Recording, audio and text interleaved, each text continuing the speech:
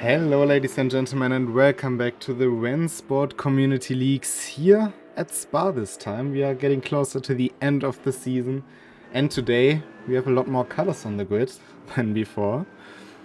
I'm not here alone because today I'm joined again by Tim Ireland in the commentary booth. Welcome Tim. Hello Lino. Hello Twitch people out there. How are you guys doing? I see some gambling already. Yay, gambling. It's the RCL, it's round 5, it's Spa in GT3s. We've said it before, we'll probably say it again. Spa and GT3s, always a good time. Yeah, and also always proving to be very good racing. And with the championship coming closer to an end, which might become a lot closer with this race, who knows? Could be very interesting. Also today we will be able to tell you the results of the RCL track voting for the next track. And we will definitely see how we go into the final race, points-wise. This is the car, the man who is defending his title, because this is Ron Den Hult, currently on his outlap in the brand new Williams livery, of course, a livery, one of the liveries you could obtain during the Esports World Cup, which ran until yesterday. A lot of those liveries you can see today, actually all of them, are on the grid in one form or another. But yeah, he is the defending champion and therefore probably taking a bit of a step with taking the AMG. Yeah, we've seen him using the AMG a bit recently, so which has been a bit of a departure from his usual cars. He's normally more of a Porsche driver, but he's been taking the AMG recently, and he seems to been enjoying it. I'm sure the audio update had nothing to do with that. Of course, the AMG with brand new audio. This man, however, we know he can drive the Porsche. He won 4 championships in this car, won RCL 1 to 4. But he's back with the Porsche. We've seen him in the BMW a lot of times this season. But he's taking a step back with the Porsche. Maybe he's just faring better with it here at Spa, or maybe he tries to light up the chances for his championship, for his 5th chip, by going back to a car he's won it most of the times with. Definitely No, I know choice. from talking to him that he prefers the BMW at Nordschleife. He finds it difficult to do quick laps around there in the Porsche. So the races we've seen recently in Nordschleife, it wasn't surprising to me that he was driving the BMW. But yeah, he seems to be back in his trademark DreamHack Porsche. Always good to see. Another trademark for Enrico Bräuniger. He, of course, usually in the Aston Martin since this season, but with a new splash of colors. He's using the Vitality livery, which looks, in my opinion, very, very cool. Throws back to the Audi they used last season in R1. Of course, this season with the Aston Martin, which their main livery also looks staggering. I think that is what most people would agree on. But yeah, he's also choosing this new livery to show off. He's been very hyped about it. So let's see what the first laps The Vitality R1 livery is by far one of the better ones, in my opinion, at least. But I believe this one is a lot more like the Rocket League livery as well. Here comes closer to the Vitality team identity, if you want, to the regular season's livery. It's a bit closer to, I think, the Aston Martin kind of liveries with the green. And we have a new man on pole, Mark Koenig. We know him from quite a long time ago. He's been absent for quite a while. He's coming back to the community leagues here today and he's taking provisional pole from Ali Zaher. Yeah, that's a surprise. Yeah, mid 216, that's a good time around Spa for the GT3s here. So he's set a pretty decent benchmark. Ali Zahir, Dominic Ladler, both very close behind, not a lot between them, so we'll see how they go once they've warmed their tyres, opened the brakes.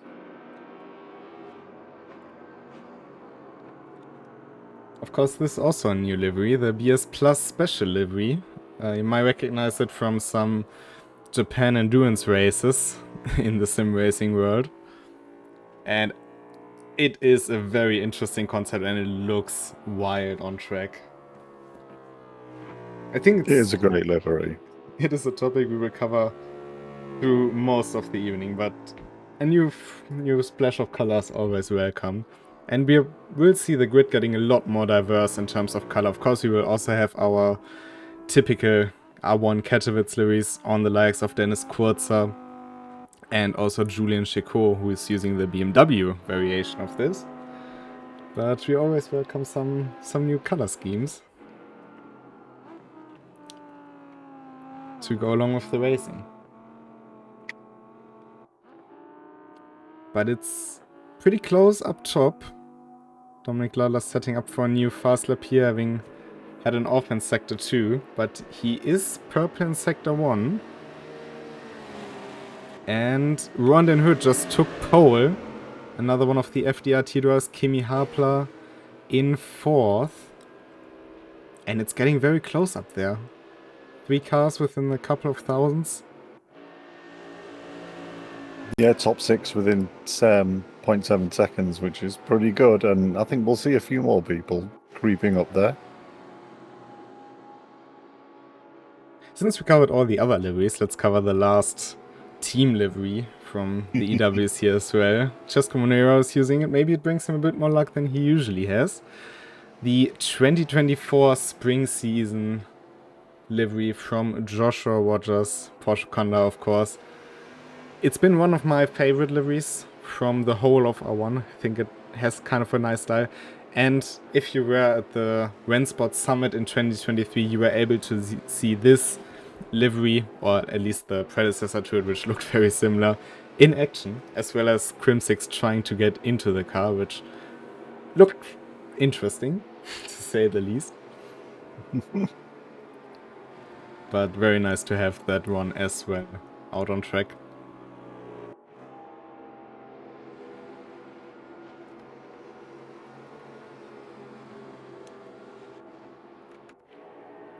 I wonder if we will see Enrico Bräuninger a bit close to the top, only 200th of a second away in Sector 1, which is of course the one up through Radeon and Rouge and Camel Straight. Now Sector 2, 6/10 is a bit off, but it is still enough to have an improvement and maybe get past Julian Chicot into 6th.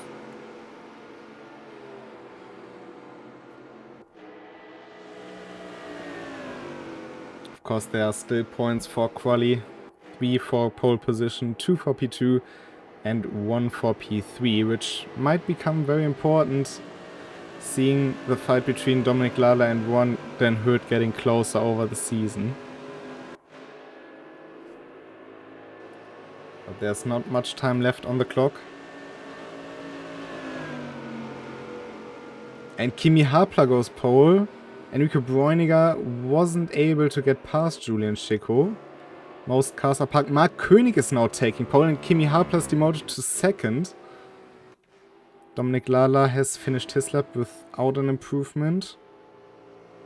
I think the last driver who may be able to set a new personal best is David Gorky, but it will be close.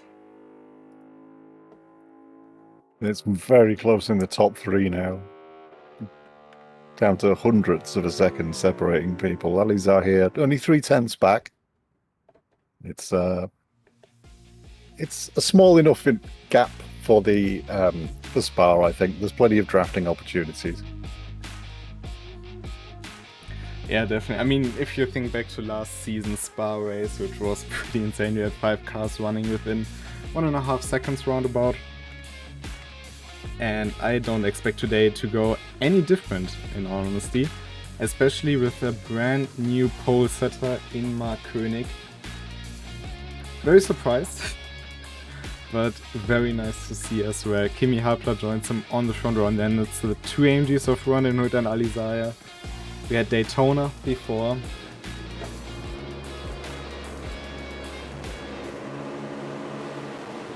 But the red lights are on. And we go racing at Spa. It's a full grid towards La Source. It's been a good getaway for Mark Koenig. Dominik Lala immediately on the inside of Ali Zahir. We get pretty cleanly through turn 1. Julian Chicot keeping it in front of his competitors. I think Enrico Bräuniger was dropping down a bit. But Kimi Harpler taking pole out of La Source, using all the traction the Porsche can offer. And now Mark Koenig under threat from Ron den Hurt, who is also his teammate.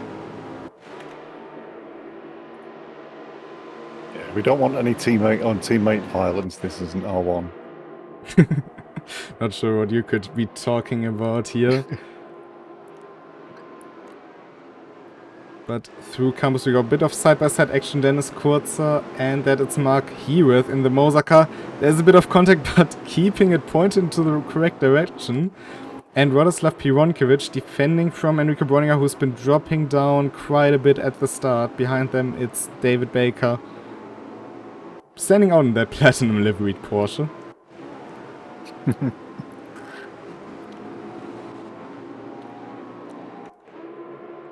Yeah, most people opting for the real liveries, shall we say, with the R1 liveries and the Iron Dames going out there. Not so many of the Founders Pack liveries.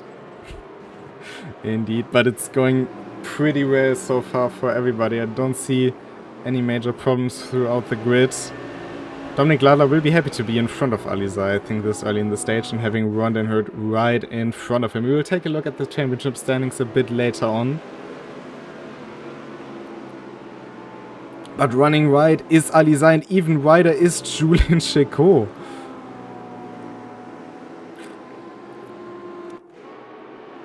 That will be the chance for Joe Soraya.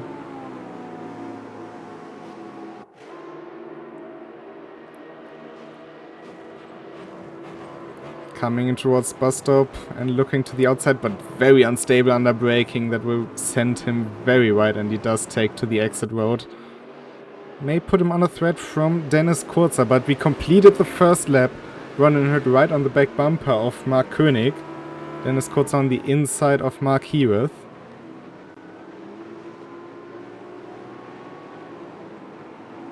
Trying to go for the undercut, but Dennis Kurzer with a very good move into P8.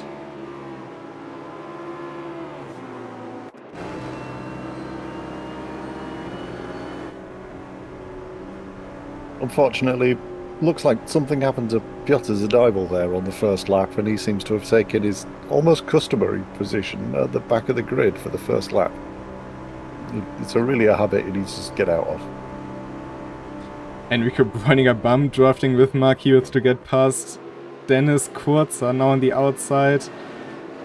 Basically helped Mark Heworth, but couldn't capitalize on it himself, and Dominik Lala went past Ron den Hurt, who lost quite a lot of time.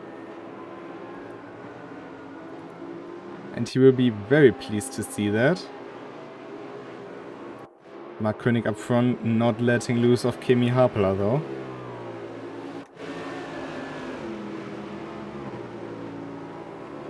But this is exactly what we came here for today, fighting throughout the grid. And we are only 3 minutes into the race of a 45-minute sprint.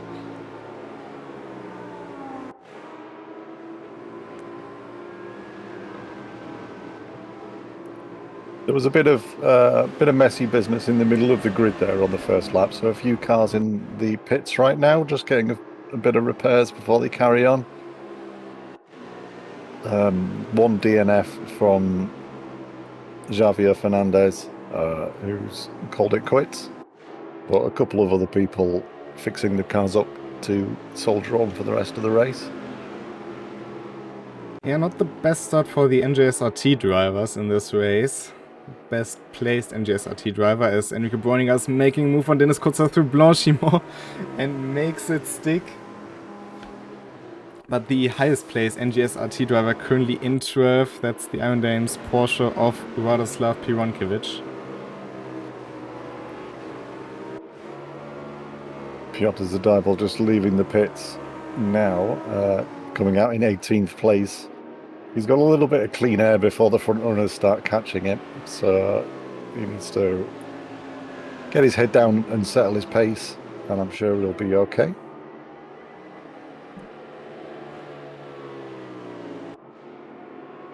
Bit of side-by-side behind Weiß P1. That was Krystall.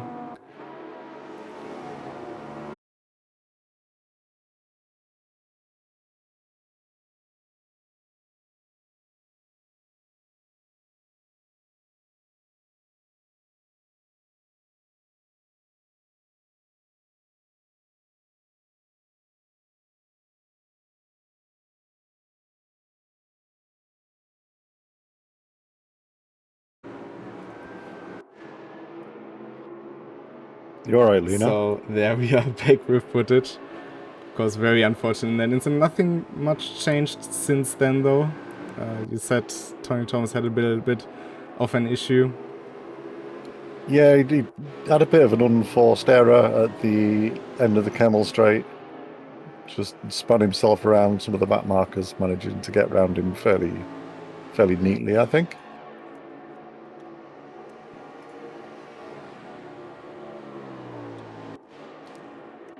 So now that everybody has settled into a bit of a rhythm, we have Alizar still very close to Ronda and Hood, and these two, if they start fighting like in Daytona, this could drag on for quite a while. And Rico Bräuninger trying to make up positions. Kimi Harpler seems to be making a bit of a clean getaway at the front of the pack right now. He's got 1.7 seconds lead, so he'll be happy for the guys behind him to start fighting, that's for sure. Oh, bit of contact, and Dennis Kurzer and David Baker are around in La Source. Definitely one of the worst parts to be stationary in, because it's very, very blind. Alizai also went past Ronda and Hood into the run into Rouge. I wonder if he got a bit of a bad run out of La Source there. And now Julian Chico is getting closer. Also a quick driver.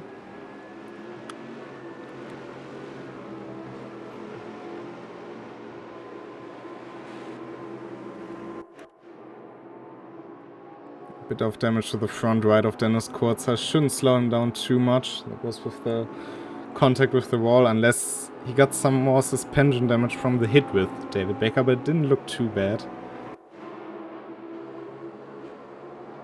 No, he seems to be doing okay. His car isn't crabbing or anything, so probably best to carry on if he's able.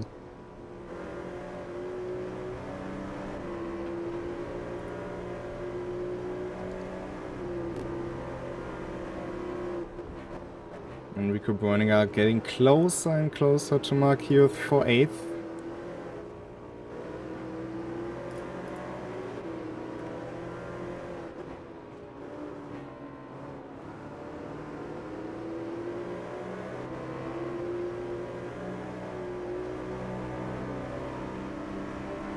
And having a much better exit out. Now alongside, he really likes to overtake into Blanchimont. Because he does it again. Mark Hewitt gives him the space. One's a bit wide, but that's not too much of an issue. Allowed Joe Surreal, though, to build a bit of a gap. Yeah, they're about 2.5 seconds back from Joel Sawyer right now. Excuse me. Joel's last lap was quicker than the...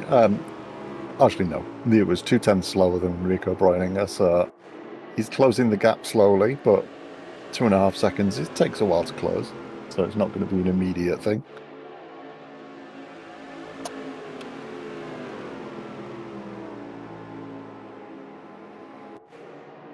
Who doesn't seem to be able to really go the pace of Alizaya all the time, which is interesting to see.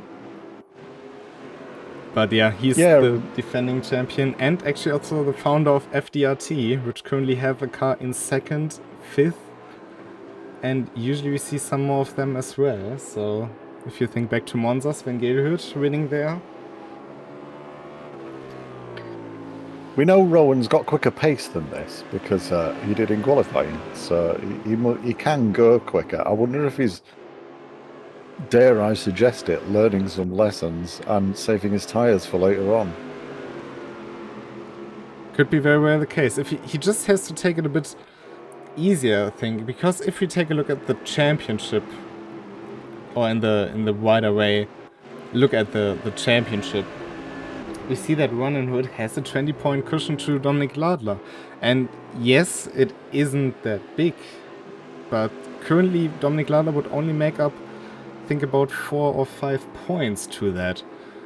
Because he's only 2 steps ahead of Ronin Hood. If Ronin Hood were to drop back more, or lose more positions due to a mistake, they could go into the last race even on points with the current grid here today.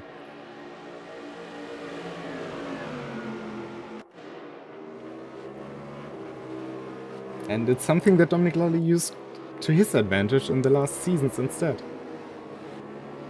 That's very true. Yeah, Rowan seems to be getting good at, or better at least, playing the kind of championship meta game, I suppose, as it were. He seems to have come a long way as a driver from the very quick but perhaps overly aggressive kid we first started with.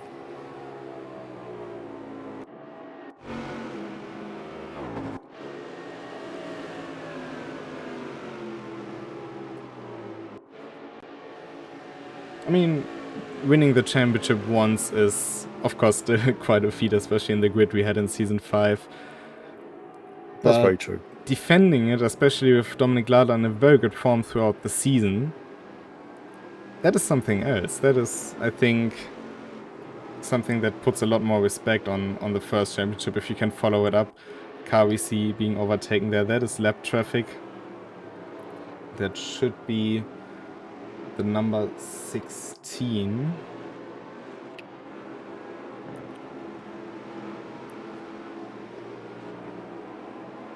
But yeah, coming back to the race, Kimi Hapler up front, 2.6 seconds gap to Mark Koenig now.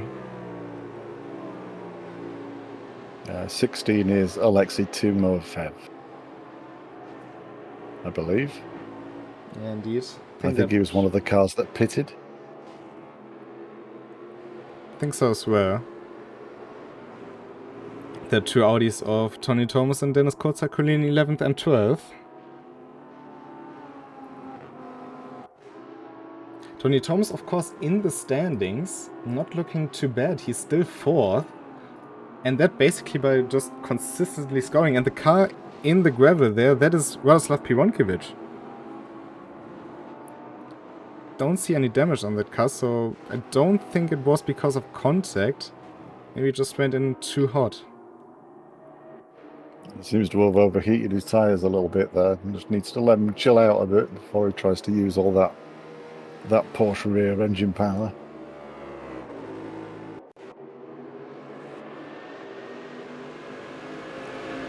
Of course, the cars in traffic not making necessarily easier, but so far they've been giving way to the blue flag cars very, very well. I'm surprised Ronin Hood is always taking a lot of curb exiting La Source, because it can get very slippery. Yeah, it can, and it can actually cause aero damage if you take it too quickly. Indeed. Not that we would have ever experienced that. Only for testing purposes.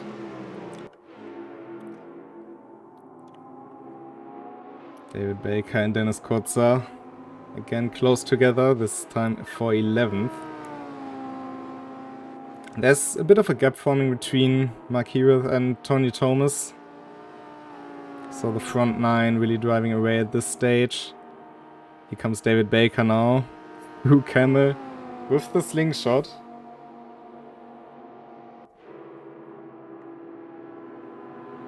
And makes Seems it to work. have made it stick. Nearly loses it though, going into Lecombe. But yeah, I think he got a little bit. I think he got a little bit of encouragement there. And Enrico Bräuninger spun into no name, which is something we have not seen often.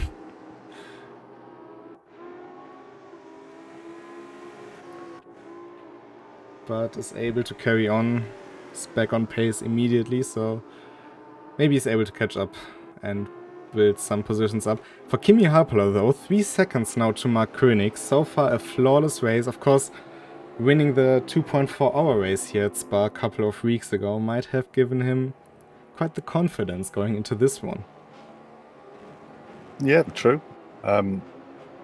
Just to give you a bit of some lap time updates. Kimi Harpler's best lap so far has been a 15.59, which is pretty damn fast, I've got to admit. Mark Koenig has done a 15.98, Dominic Ladler has done a 15.99, so the top three all in the 15s.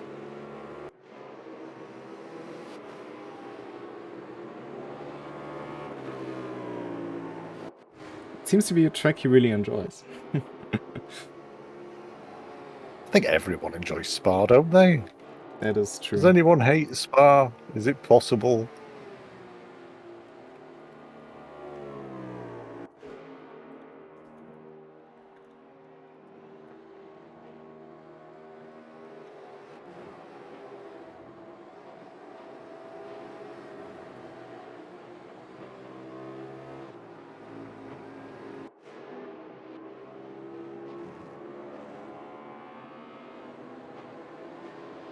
Getting closer between the two AMGs though, because they have swapped positions again through campus, and now Alizai is back on pressuring Ron and there's a bit of nudging, there's a bit of contact, they exit side by side.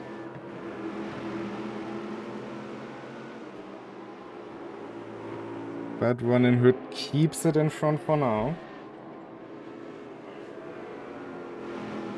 Yeah, it was just a classic Kemmel straight overtake. Rowan got the run and managed to make it stick.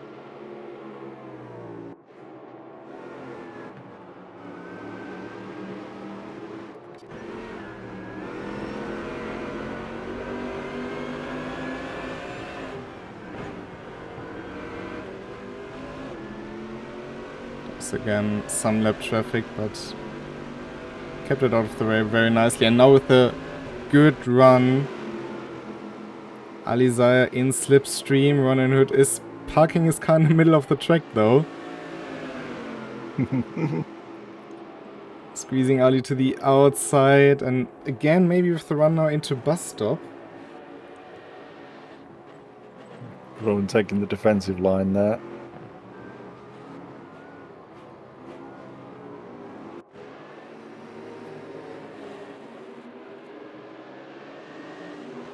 They've been very daring to go through the outside of Blanchimont.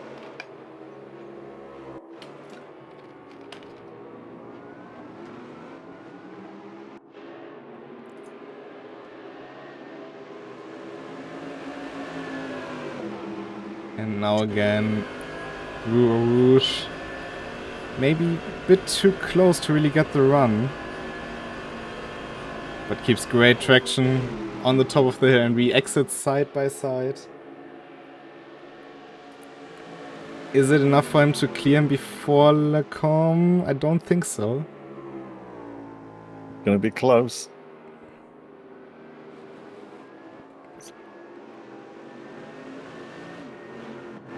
Well, Rowan making it work around the outside there. Big drift by Alizai though, through Malmedy.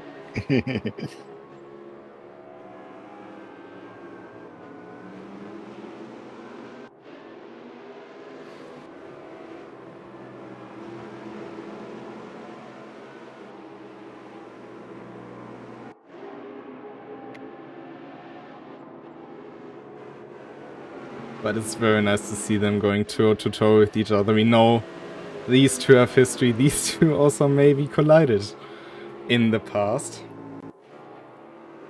I'm pretty sure never happened.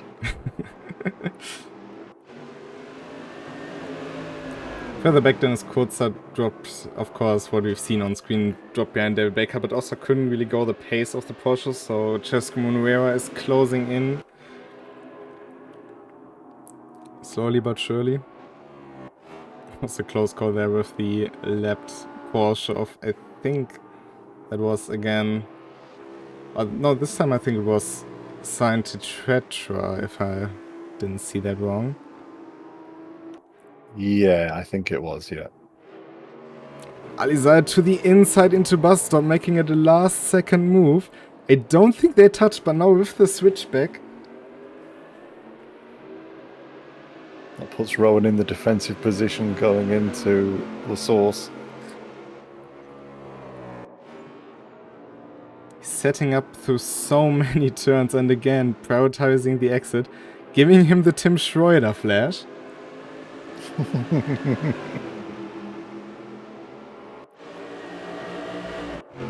Ali just not able to get the speed before Radeon.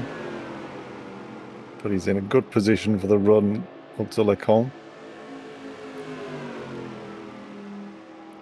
Trying to get as much side draft as he can.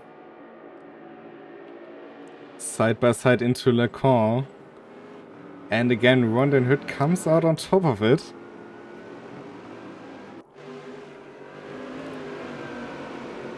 And all what that does is basically Dominic Lala has a 7-second lead, so the top 3 are gone.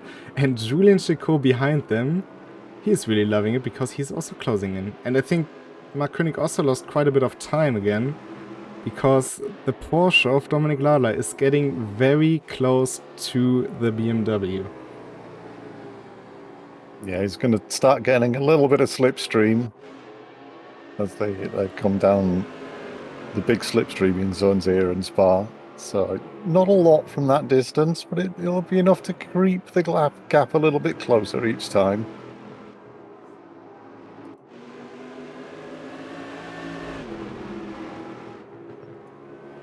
Julian Sakir lapping about 4/10 quicker than the battling pair of Dahoud and Zahir. So he's 3 seconds back, so it'll take a few more laps of battling before he starts closing in, but he will get the legendary double draft once he starts closing in. He's having to tap the brakes there a bit going into Blanchimont, because he's just getting too close to Rondon, and it's actually a good tactic for defense if you don't let your opponent get the slingshot on you, as we can see Alizar trying to just cut back and cut back again. Then you basically never open them up for a slingshot. Yeah, for sure.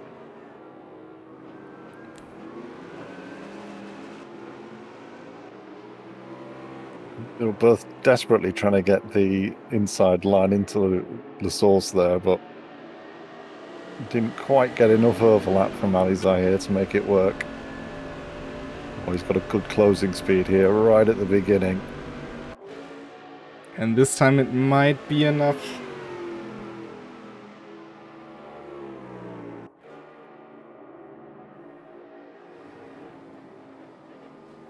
Still a little overlap, but Ali Zahir's got the best of it. Oh, there is a little touch between them, but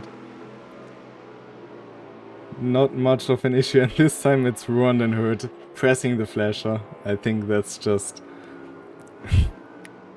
I don't know, is that flasher retaliation? I wonder if they just automatically do it whenever someone overtakes, just for the fun. It could very well be.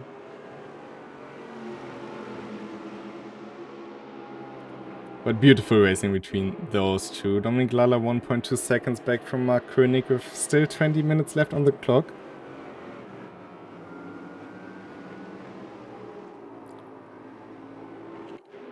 And of course they may have accumulated some penalty points here, but if you manage it right, then it isn't too much of an issue.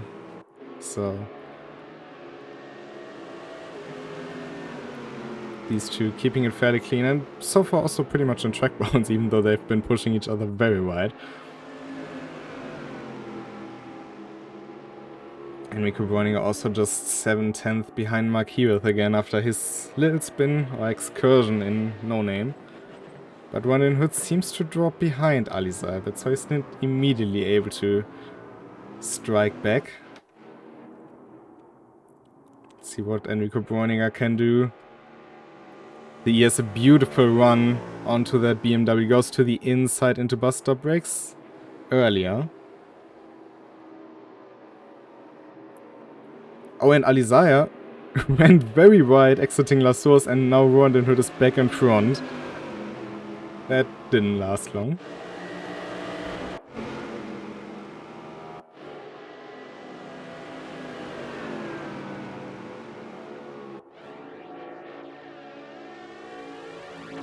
And I feel like we've seen this before.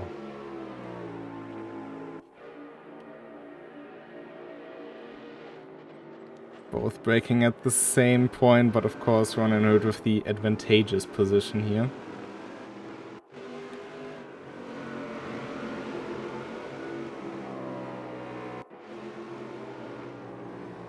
Dominik Lala within a second of Mark Koenig. Now, of course, he is one of the most consistent drivers in RENNSPORT. That's what helped him win 4 RCL championships and, of course, the Nordschleife championship.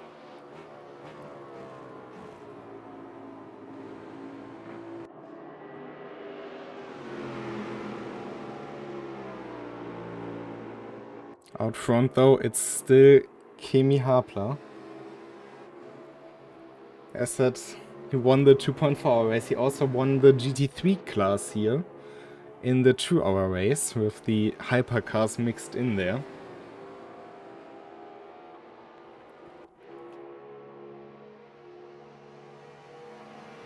So he got plenty of experience on this track and how to bring home the trophy.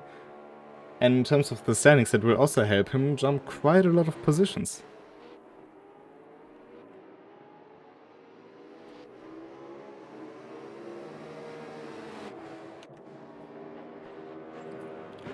Oh, Alizar nearly running into the back of Rondenhood, just so avoiding contact. That lost him quite a lot of time, though. Julian Sacco is getting pretty close now. He's going to have to start looking in front and behind shortly. Enrico Bräuninger taking 8th. Oh, or not, because he had a big sideways moment going out of the bus stop and is back behind Mark Hewitt.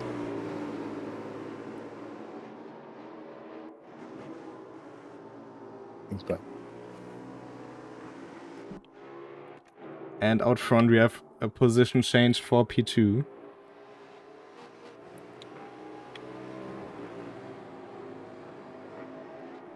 So Dominik Lala now second in line, Mark Koenig just behind.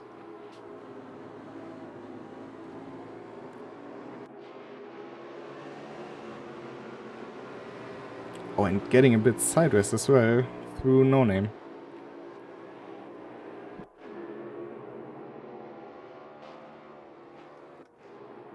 Enrico Bräuninger this time passing the BMW, perhaps for good, coming into Le Combe.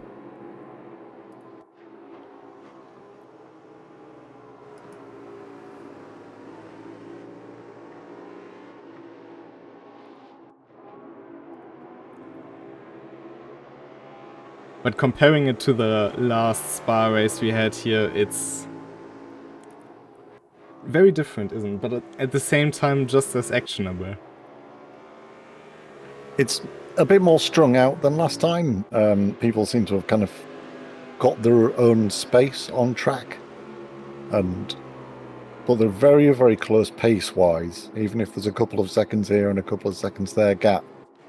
So yeah, it's going to be mentally taxing, I think, for them as they try to keep their lap times up.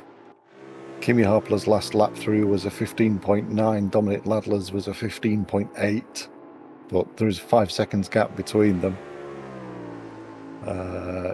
He's managed to make, Dominik Ladler, sorry, he's managed to make quite a bit of a gap on Mark Koenig in that lap, but he's still just about within slipstream range.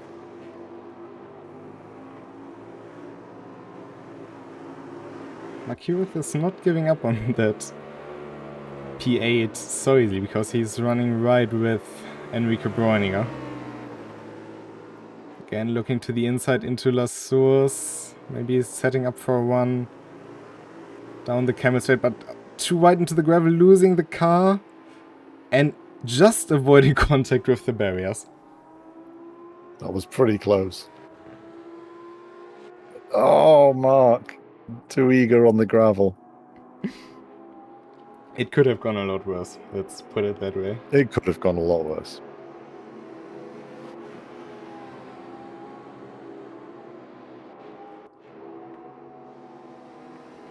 The gap between Dominik Ladler and Mark König. Up to a second already, though.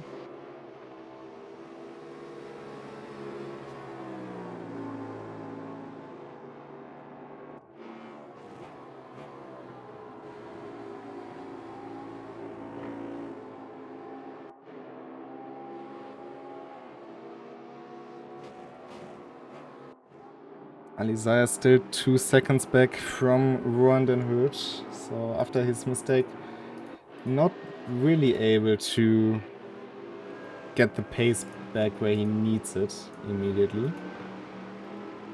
They are very, very close on fastest lap pace. Rohan den Hurd did qualify ahead of Alizaya here, but their top race pace is only like a 1/10 of a second in it. Ali Zahir's last lap was 6/10 slower than Rohan den Hurd's though, so the gap just opening up a little bit.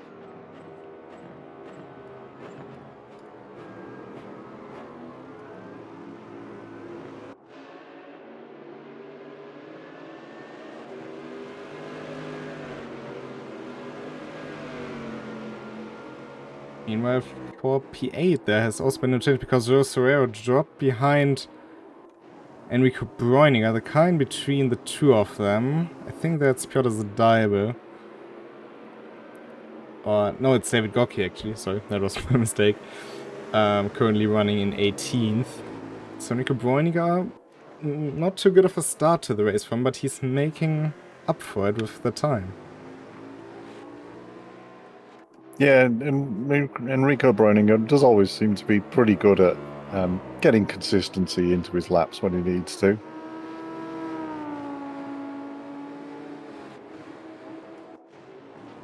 Tony Thomas under pressure from David Baker, who's having a not so bad race as well. Bit of an up and down race maybe, but overall driving very well and having a chance at P10 with Cesco Monreal for NGS RT not too far behind. Do we see the overtake into Lecombe? Certainly has the speed to do so.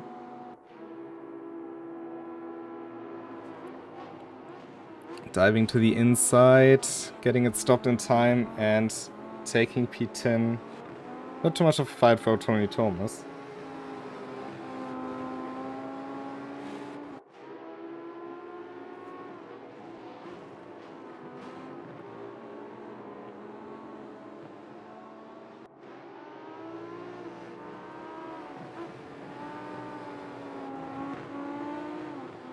And Cesco Monreal seems to really have found some pace, because he's not only closing in on the cars in front, but in general having a much more consistent race than we've seen before.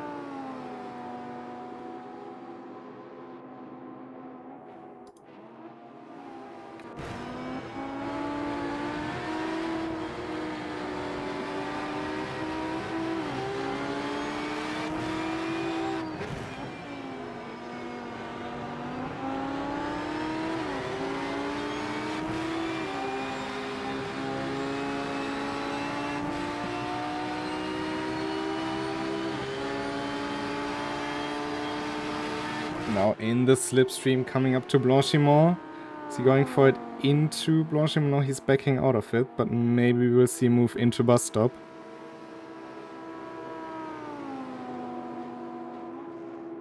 Not quite.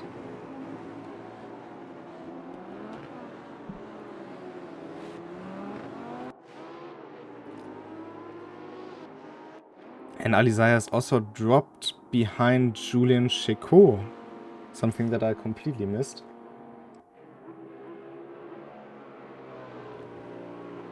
Yeah, I didn't see where that happened. He is 4 seconds behind, so he must have had some kind of off-track situation. He's got a little bit of aero damage. some situation with lap traffic, but I don't really see much damage on his car. Maybe a bit on the rear right diffuser.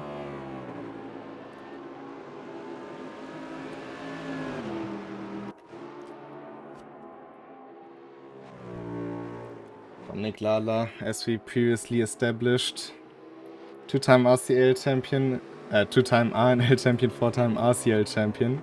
Definitely one of the most decorated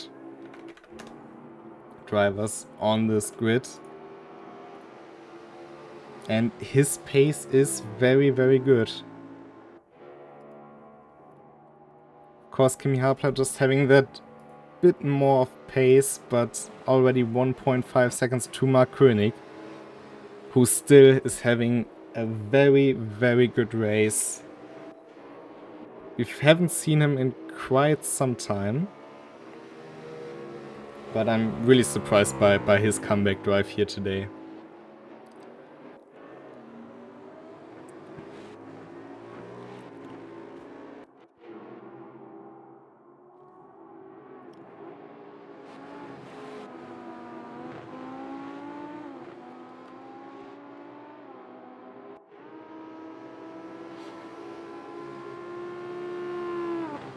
Just coming out this time with a much better one out of Stavelo.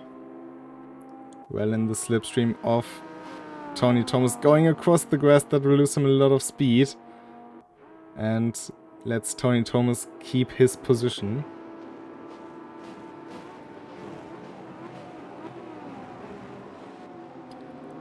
Of course, as I just see some discussion about it in the chat, if you want to find out about the team tags you see, for example here, Mark Heworth, BST, that stands for Bavarian Speedster Team, you can head to the Discord, because we have some team channels there, if you want to apply for a team and join them. FDRT is always looking for some new drivers, I can tell you that, same for NGSRT. But you can find all the infos there, their current driver lineups. Some also added some history with them. Mark Heworth is also closing in on Joe Soraya, who's just dropping off a bit later in this race, but still in a very respected position with a big drift though. And is able to keep the car under control somehow, but that was a lot of sideways angle for a Porsche.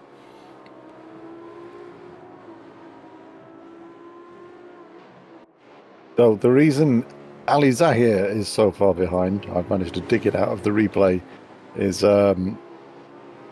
he had a bit of a bump with a back marker coming into the bus stop and then span himself around, unfortunately, and Julian Sicko managed to slide on through without a challenge.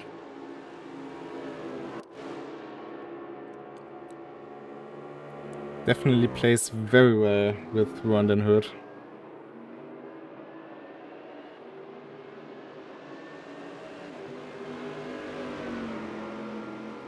And some might notice that the stream looks a bit different to what I've seen last week. We reworked the UI a bit with some very cool new features. So, and I can make it a lot more interactive, which is a very nice thing to have. So if I were to press this, you can see Tim Schroeder, who is not here, but in chat, of course.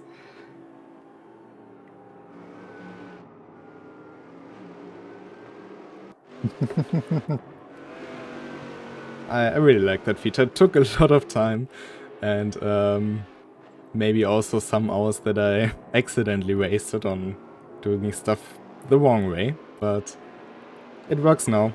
I'm happy with that. Just going this time though in a very, very good position. 310th, that is about the sweet spot you want to have when going into Rouge with those GT3 cars. 5 minutes left on the clock. This is for P11 and every position is valuable points. And Rondon Hood is dropping down the grid. What has happened to Rondon Hood? It had to be in no-name corner somewhere. as we see Skill moving into 11th place with a nice move around the outside into Leclerc. But Rwandan Hood, this is exactly what he didn't need.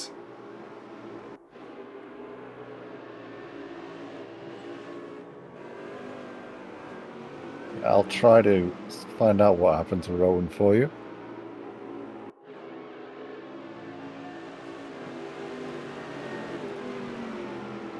I will get you some provisional point standings in a second.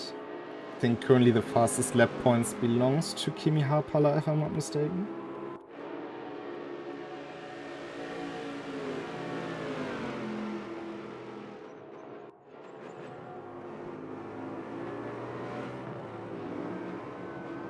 But yeah, for the championship situation for Rwandan Hood, coming into the last race, definitely not what he needs. Julian Chicot actually will also make some points up on the Dutchman because he is 2 positions in front of him. Currently 3rd in the standings.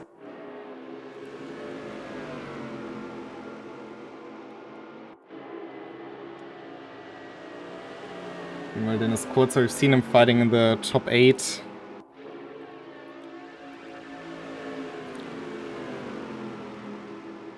But he dropped down a bit. So the damage he received from that incident with David Baker, probably just a bit too much for the car.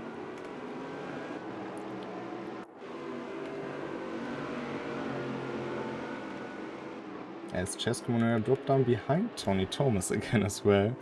So... Oh, and there's a lot of damage to Skill. We see his another Porsche spun around in the background. Jason Kezar just came through to take 12th, but what has happened to Cescu? Must have been a bigger impact. Don't think there was contact with Tony Thomas, especially since his car is looking very good condition. That will drop him down the order. A little update on the Rowan situation is he span at No Name Corner, which unfortunately let a bunch of people pass before he could rejoin. It was an unforced error on his part. He just lost the back end. It's weird, we've seen 2 incidents like that, and one has been Rwandan Hood, as you said, and the other has been Enrico Bräuninger in the Aston, which happened at the same spot, and also an unforced error. So, kind of weird to see that happen twice, isn't it? Yeah, it was a particularly weird one, I think, with Rowan, because he's in the AMG compared to his usual Porsche, so maybe you're just trying to get on the power a little bit too early. I'm not sure. He just lost the back end and around it went. It was a bit of an ugly one, but he managed to keep it out the wall, which is the main thing. The thing is, it will be tight whether this one will be the final lap or if you have another one left to go. It all depends on Kimi Harpala's pace. So he's 6/10 behind Alizar here. And it is a very interesting position to be in, especially if you don't know if you have another shot at it or not.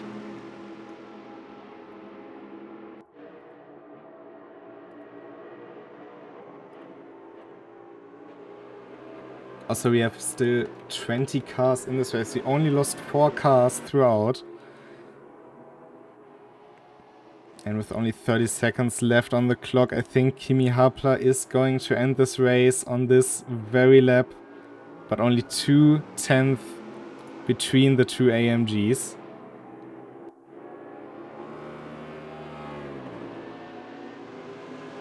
And there's the Tim Schroeder flash again. And the current positions would cut down the lead for Rwandan in this championship from 20 to 12.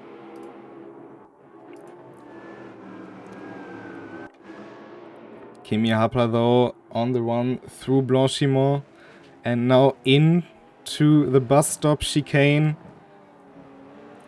He's going to win Season 6, Episode 5 at Spa-Francorchamps Another win at Spa for the quick sweet. Dominik Lalla coming home in second and Mark Koenig on return. A very, very, very respectable and deserved podium position. But what about Alizai? What about Ron Den Hurt? There's 5/10. I think it's too much. I think it is too big of a gap. Yeah, you'd have to be really yeeting it from there. He's shown himself. He had hope, but drifting right through the final turn, he will come home 6th. But what a race it has been for all of these drivers. Big congratulations, of course, to Kimi Harpala. Enrico Bräuniger, who dropped down very little and is spinning out of the final turn. He has the time to do it, although I wouldn't suggest you doing it. But he will come home in 7th. And Mark Hewitt, he's been fighting with Enrico for a long time. But in the end, it will be 8th place for him. David Baker's moving up to 9th. As Joe Soria actually has... Oh, that's unfortunate in the last lap. Losing the cars through Stavelo. But yeah, we see them parked on the exit or on the runoff in La Source. All those new different colors. But what a race it has been, hasn't it? It was a good race. It was a bit non-stop, that one. Even though there were some fairly sizable gaps along the way, there was always some action going on somewhere along the race, and it seems to have flown by, I've got to admit. That did not seem like a 45-minute race to me. No, definitely not. We also have Tony Thomas now moving up into the top 10 again. As Soria is dropping down. Jason actually making it up to P11. As I'm just sorting out the final few positions. But yeah, I think the new the new colors we have on the cars, really quite a nice thing to have, to put it quite simply. Yeah, it's great to see so many different cars out there and people getting to show a bit of their personality, I suppose, by picking the ones they like. Liveries is something we've not had a lot of. I mean, we've had some, but not a lot. But getting the 12, I think it was, that finished dropping in total for the WC, it's really added a lot of variety. Indeed, and we are heading into the final race in 2 weeks. The voting has decided, which we will show you right now. Of course, we had the, as we've established in Season 4, the voting for the last race, and it will be Hockenheim. On Discord, they're actually equal on points, which is interesting. But, yeah, on the Instagram vote, it has been Hockenheim that was voted the most for. What do you think of that choice? First time it's not Road Atlanta.